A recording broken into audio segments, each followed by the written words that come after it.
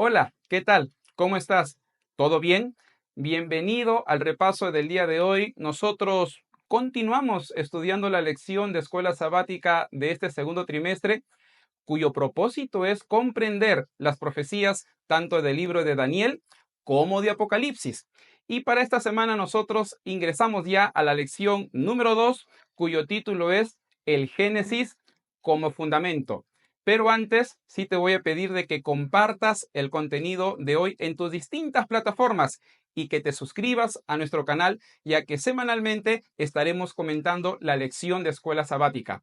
Antes de iniciar, vamos a inclinar nuestros rostros para hablar con Dios. Padre Santo, tú que reinas y moras en las alturas de los cielos, vamos a estudiar la lección de escuela sabática en este momento y pedimos que tu buen espíritu nos ilumines para comprender la relevancia del libro de Génesis en la comprensión del libro de Apocalipsis. Sé con nosotros el día de hoy. En el nombre del Señor Jesús. Amén. Muy bien, después de haber orado, vamos a ver qué es lo que vamos a abordar el día de hoy. Para comenzar, se mencionará el versículo de memoria, después vamos a sugerir el propósito de la lección de esta semana y luego la lección la he dividido en tres partes. La primera parte la he subtitulado como La verdad y su comprensión. Luego la segunda parte, su subtítulo es El Cordero. Y en la tercera parte nosotros vamos a abordar el asunto del gran conflicto. Y por supuesto vamos a culminar con una aplicación personal o a la vida. Ahora sí, vamos al versículo de memoria y se encuentra en Juan capítulo 1, versículo 29. Al día siguiente Juan vio a Jesús que venía hacia él y dijo, este es el Cordero de Dios que quita el pecado del mundo. Y vamos a sugerir en este momento el propósito de la lección de esta semana. Es importante que tengamos en cuenta hacia dónde apuntamos. Y el propósito sería el siguiente: comprender que el libro de Génesis es importante para entender mejor el libro de Apocalipsis.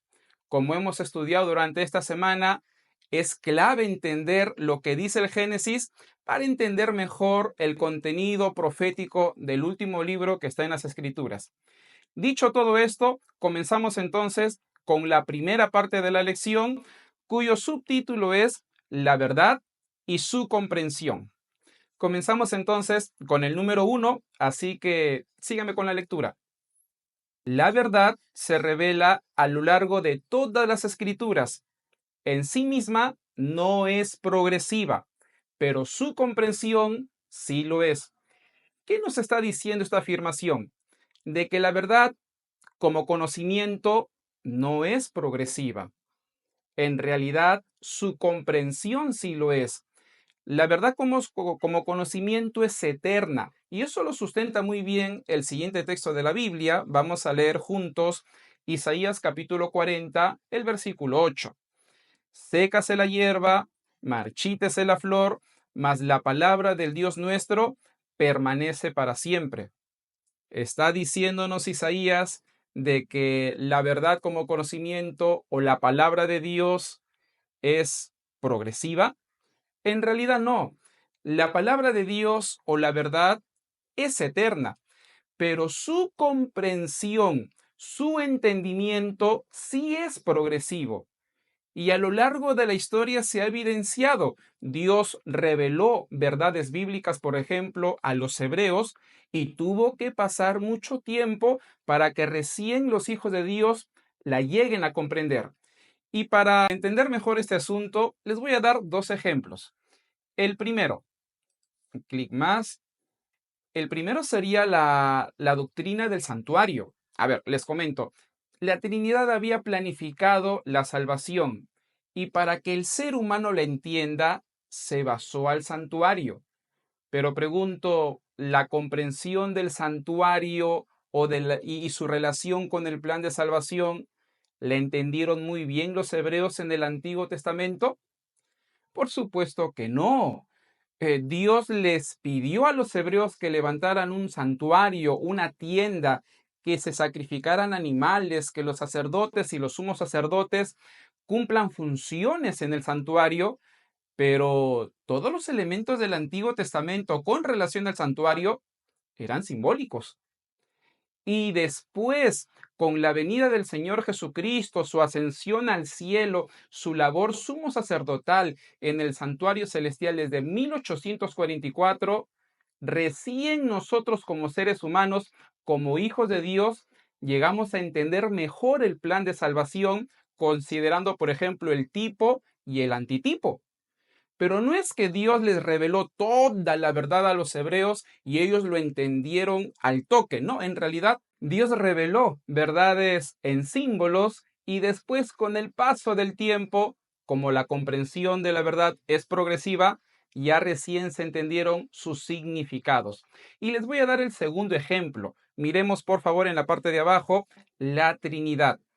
Si nos percatamos, la Trinidad del Antiguo Testamento es implícita y recién en el Nuevo Testamento esta verdad llega a ser explícita. Por ejemplo, se me viene a la mente Génesis capítulo 1, versículo 26. En dicho texto se dice el verbo hagamos y está en plural y evidentemente el texto nos está diciendo de que más de una persona divina nos ha creado, pero no nos está diciendo cuántas personas divinas fueron las que nos crearon. Recién viene el Nuevo Testamento, como Mateo 28:19, Segunda de Corintios capítulo 13, versículos 13 y 14, que ya nos indican que son tres personas. Entonces, la Trinidad en el Antiguo es una verdad implícita y recién en el Nuevo llega a ser una verdad explícita.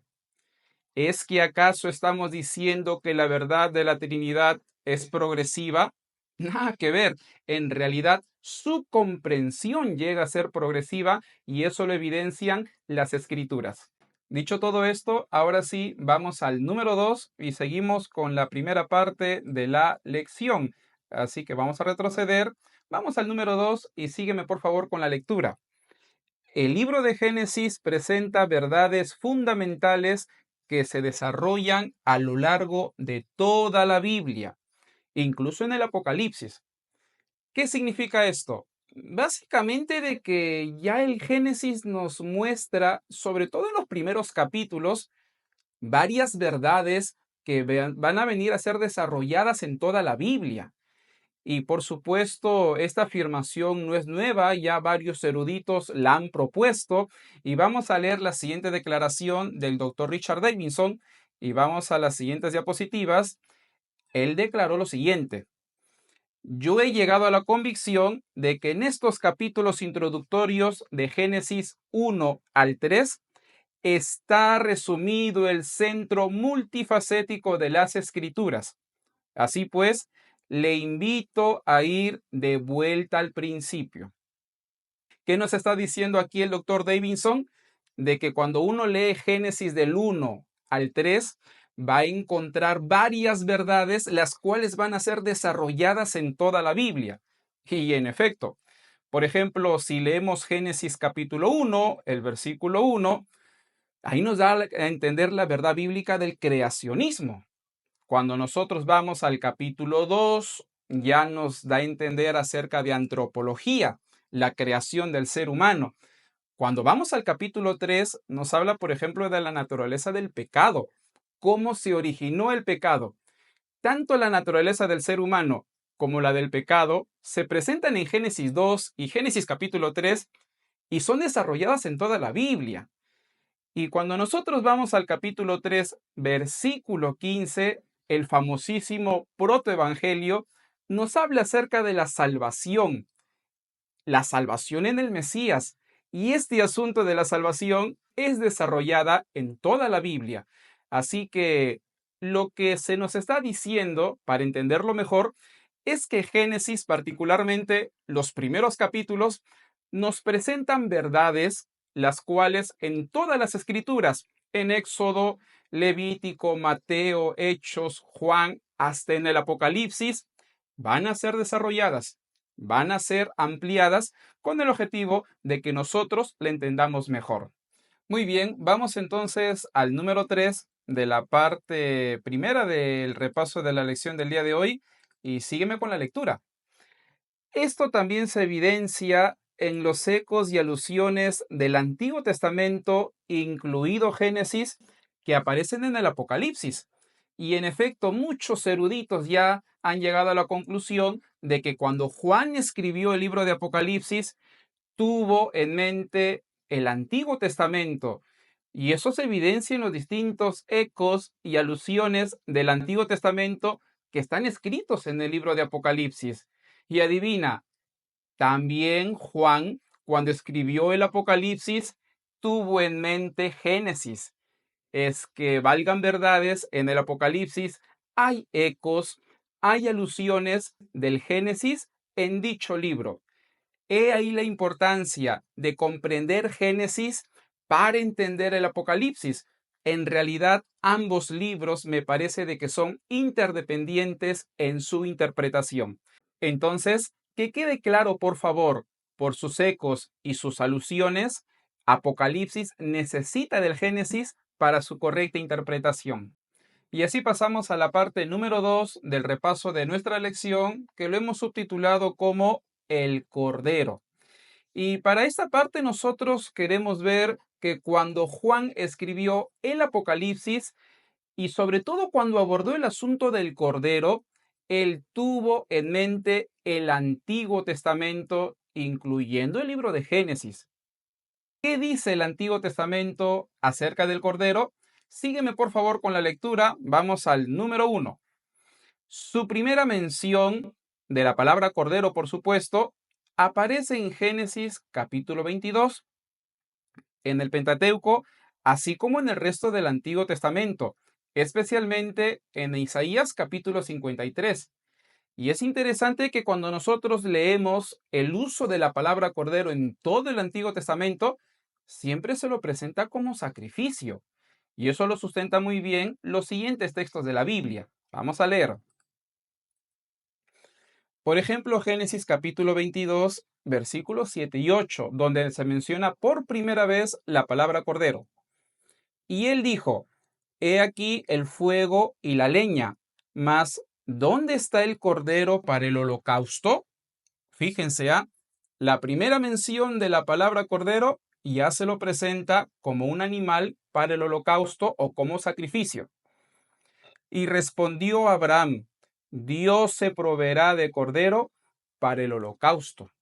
Entonces nos damos cuenta, primera vez que se utiliza la palabra cordero y se lo usa como un sacrificio sustituto. Vamos al siguiente texto. Isaías 53:7. Este capítulo aborda sobre el sacrificio del Mesías. ¿Y qué imagen se presenta para el sacrificio del Mesías? Leamos. Angustiado él y afligido, no abrió su boca.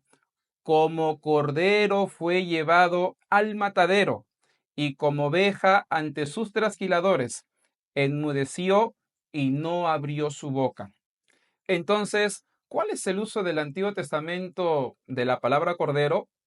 Como hemos leído, lo presenta como sacrificio. Regresemos entonces al número 2 de esta segunda parte de la lección.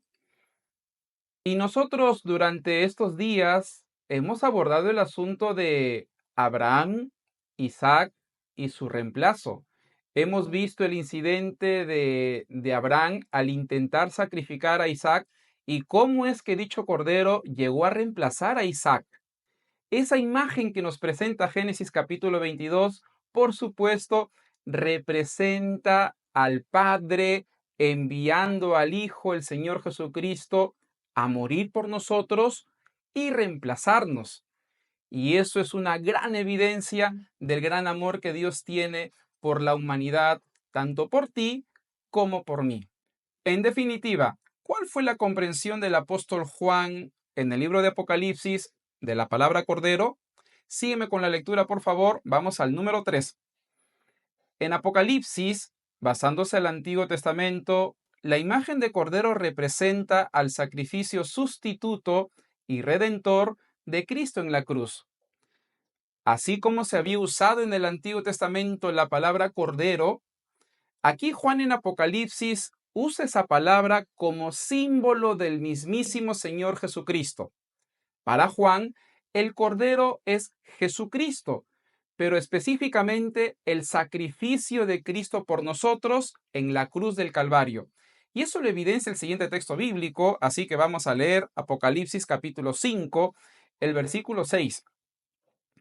Y miré y vi que en medio del trono y de los 4 seres vivientes y en medio de los ancianos estaba en pie un cordero como inmolado, que tenía 7 cuernos y 7 ojos, los cuales son los 7 espíritus de Dios enviados por toda la tierra. Para Juan, el cordero es Jesús, específicamente el Cristo muriendo en la cruz por nosotros.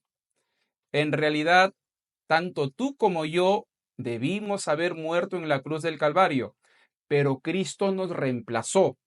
Entonces, Juan utiliza la imagen de cordero para representar la muerte vicaria y sustituta de Cristo en favor de nosotros. Esa es la imagen que presenta Juan acerca de Cristo. Él es el cordero. Y así entramos a la parte número 3 y última de nuestro repaso de la lección, y lo hemos subtitulado como el gran conflicto. Lo que queremos ver en este momento es la comprensión que tuvo Juan en el libro de Apocalipsis acerca del gran conflicto, teniendo en mente, por supuesto, el libro de Génesis. Así que vamos a la primera parte. Según la Escritura, existe un gran conflicto entre Cristo y Satanás, en el cual están involucrados los seres humanos.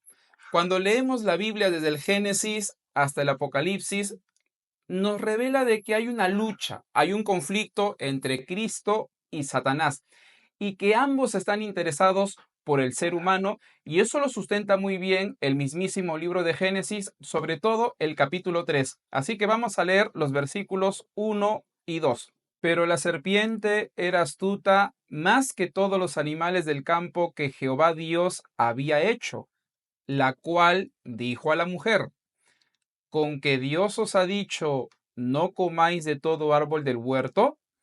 Y la mujer respondió a la serpiente: del fruto de los árboles del huerto podemos comer. Entonces, de acuerdo al Génesis, hay un conflicto entre el bien y el mal. Hay una lucha entre Cristo y Satanás. ¿Y qué pasa con el Apocalipsis? Leamos el número 2. En el Apocalipsis, Juan tuvo en mente el Génesis cuando abordó el asunto del gran conflicto. Si Génesis nos presenta de que hay una lucha entre Cristo y Satanás, el Apocalipsis también nos presenta lo mismo. Es más, en Apocalipsis capítulo 12, desde el 7 hasta el 9, a Satanás se le llama la serpiente antigua, aludiendo por supuesto a Génesis capítulo 3. Entonces, hay bastante evidencia que confirma que cuando Juan abordó el asunto del gran conflicto en el Apocalipsis, tuvo en mente, por supuesto, el libro de Génesis. Bueno, vamos al número 3 de esta parte de la lección, con la cual vamos a finalizar, y dice lo siguiente. El Apocalipsis revela que el gran conflicto continúa y se intensificará en la crisis final. Satanás usará 2 recursos, el engaño y la muerte. El Apocalipsis no solo nos muestra que el gran conflicto se ha venido desarrollando a lo largo de la historia. Juan también nos menciona que antes que venga el Señor Jesucristo, habrá una crisis final. ¿Quién la generará? El mismísimo Satanás. Y eso lo evidencia muy bien el siguiente texto de Apocalipsis. Vamos a leer el capítulo 12, versículo 17. Entonces el dragón se llenó de ira contra la mujer y se fue a hacer guerra contra el resto de la descendencia de ella, los que guardan los mandamientos de Dios y tienen el testimonio de Jesucristo. Lo que nos está mostrando este texto es de que el conflicto continúa. Y es interesante de que lo que menciona Apocalipsis 12:17 se amplía en el capítulo 13. Y en el capítulo 13 se revela a 2 instrumentos satánicos: la bestia que sube del mar, que es el mismísimo anticristo, y la bestia que sube de la tierra, que en este caso sería el falso profeta o los Estados Unidos de Norteamérica. ¿Qué es lo que nos está diciendo Apocalipsis? de que el conflicto continúa y que se va a intensificar en la famosísima crisis final. En el futuro, y antes que venga el Señor Jesucristo, Satanás va a generar una crisis de adoración. Va a perseguir al remanente. Muchos de los miembros del remanente van a morir. Sin embargo, esta crisis va a finalizar con la segunda venida de nuestro Señor Jesucristo. Satanás quedará derrotado y el Señor Jesucristo victorioso. Y así pasamos a la última parte de la lección, que es la aplicación. Y aquí yo quisiera plantearte dos preguntas a manera de reflexión. La primera, ¿estás leyendo todas las escrituras para comprender mejor Daniel y Apocalipsis? Como te habrás dado cuenta la semana pasada y esta semana, es importante leer todo el Antiguo Testamento, el Nuevo también, para entender Daniel y Apocalipsis. Por ejemplo, lo de esta semana, si es que yo no estudio Génesis, va a ser difícil que yo entienda Apocalipsis. Así que en este momento te invito a que leas todas las escrituras y te vas a dar cuenta que comprendiendo la palabra de Dios va a ser más fácil entender las profecías de Daniel y de Apocalipsis. Y hay una segunda pregunta que también te quisiera hacer a manera de reflexión y es la siguiente. ¿Cómo estamos respondiendo al gran amor de Cristo manifestado en la cruz? Cristo murió por ti. Yo te pregunto, ¿estás teniendo comunión con Él?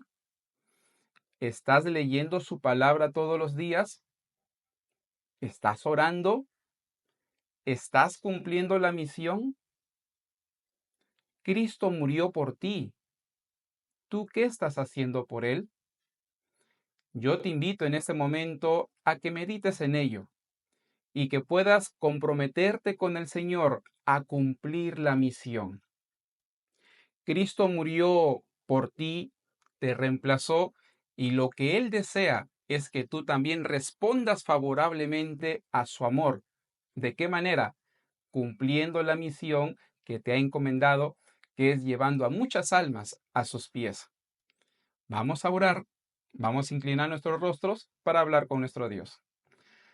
Padre Santo, tú que reinas y moras en los cielos, gracias te damos por el lindo momento que hemos tenido de estudiar tu palabra. Hemos repasado la lección de Escuela Sabática número 2 y hemos comprendido lo relevante que es el libro de Génesis para entender el libro de Apocalipsis. Ayúdanos, por favor, a tomar decisiones de vida eterna, particularmente a leer todas las escrituras para entender estos dos libros proféticos. Y también ayúdanos a responder favorablemente a tu gran amor. ¿De qué manera? Amándote y cumpliendo la misión. En el nombre del Señor Jesús. Amén. Y así terminamos la lección número 2. La siguiente pasaremos, por supuesto, a la número 3.